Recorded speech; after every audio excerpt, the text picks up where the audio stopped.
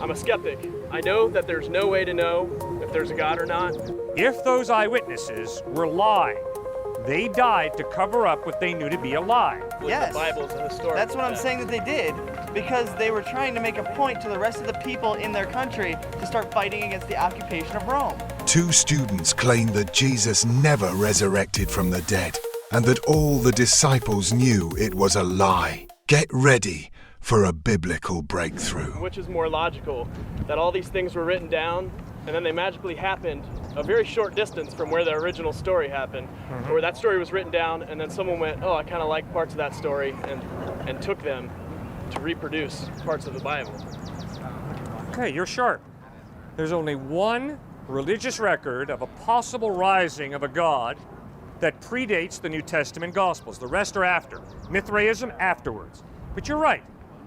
The account of Osiris in Egyptian religion dying and then coming back to life is in existence before the Gospels are written. So now you better read it.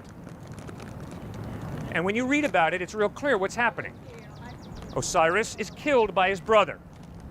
His body is chopped up into 14 different pieces. Isis goes around Egypt and finds not the 14 pieces, she finds 13 pieces. Then, Osiris is not resurrected to life in any physical sense. Instead, he becomes the god of the underworld. So you've got a male deity missing one of his parts, who now is god of the underworld. Sir, that is so radically different from the New Testament account of Jesus' resurrection. There is no comparison. Well, I mean, and there's other facts that, and I'll be dead honest with you, I haven't read the whole thing, through. I've read other books where people have cited it and said, well, Osiris apparently was born of a virgin named Mary on December 25th. He had 12 disciples. He was born in a manger. There's like a list of like 30 of them that are... It's baloney. It's totally false. Sir, Osiris is a god, not a man. And he wasn't born of a Virgin Mary. What do you think about Jesus?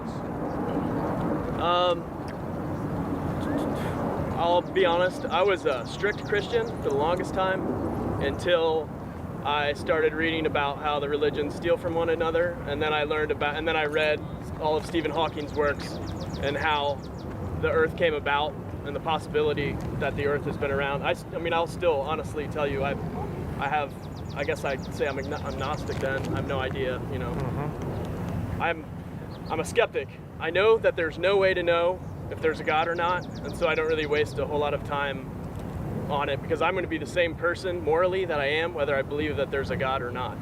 So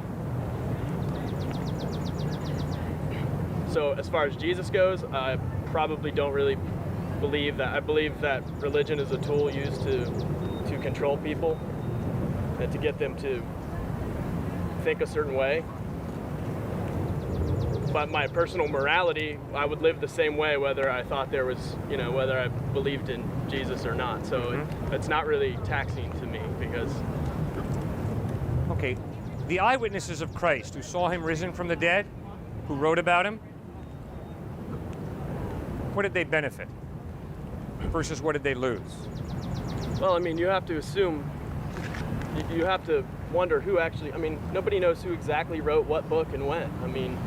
They're not copyrighted and, they very well, they know years around when they've been published or when things have been found, but I don't know who wrote them. I don't know if they were there. I don't know. Again, why would you do something like that? Because you can control a very large group of people. If there was no morality, if people didn't think that they were going to heaven if they were good, how many more wars would there be? How many more, in my opinion, there would be? Everyone would try and rule the world. But people believe there's a God, so they think, well, I'm not going to do that. I don't want to go to hell. Sir, what did the first century followers of Christ who saw him risen from the dead gain? Well, I don't know that there was any. I don't think I believe that he was risen from the dead. Okay, but they claim to have seen him risen from the dead. Now, if they were lying, which is a possibility. So says the Bible is what I'm saying. They lived in an occupied country. Yeah, and what did the occupation forces do to those first century followers of Christ? Persecution. Thank you. Persecution. So, the folks who made up this lie, this hoax, that Jesus had risen from the dead, they didn't gain anything from their lie, did they? What they got was persecution and death. But the Bible is published. But they martyred themselves, and look where they are today. That's No, not they an didn't occupied martyr country by themselves. Rome anymore, is it? The Romans martyred them. Nero, Diocletian. The Romans martyred them. And why did they martyr them?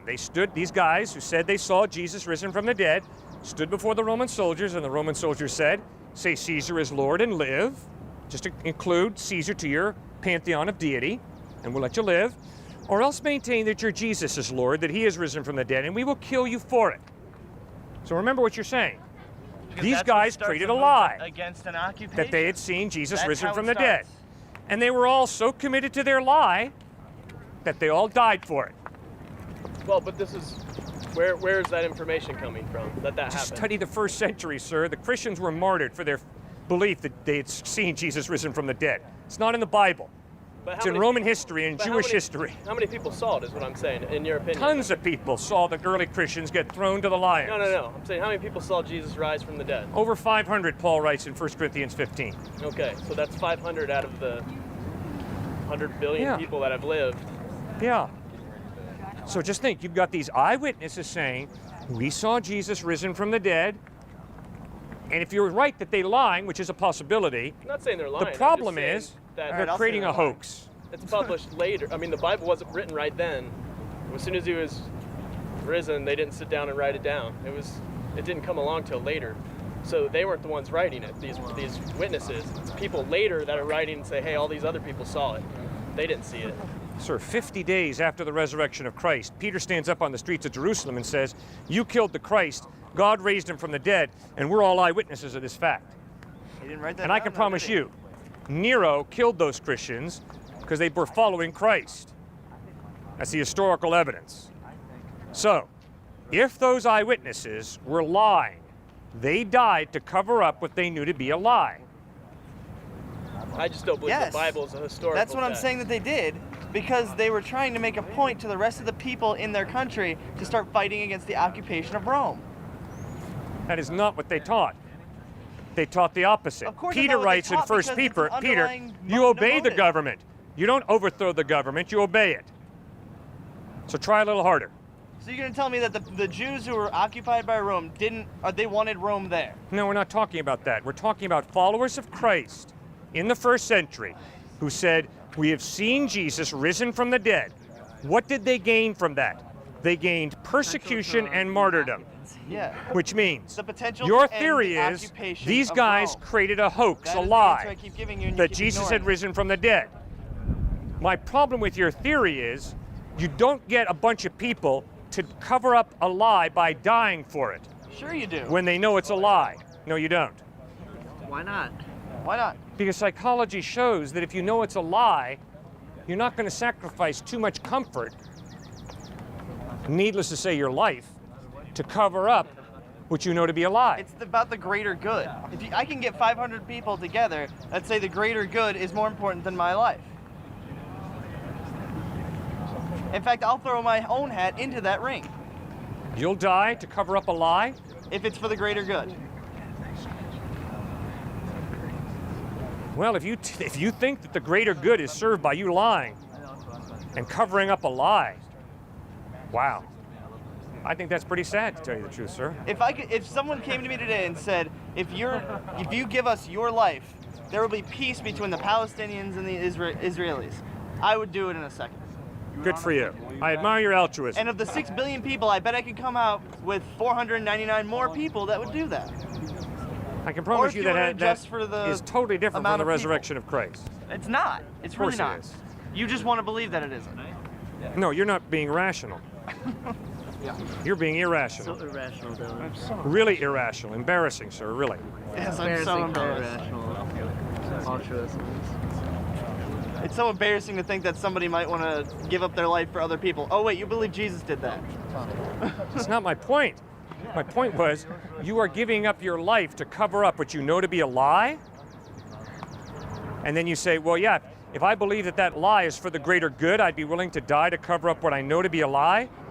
How is creating a lie of a dead man rising from the dead, and you know it's a lie, but then for the greater good, you died to cover up the lie that Jesus had risen from the dead? That happens a That's lot, not though. bringing peace to the Palestinian Jewish I don't people. really agree with him, but that happens all the time. Like when? How many wars have been predicated on lies? I mean, Yeah, but they don't believe it's a lie. They Oh, I believe think it's the so. truth.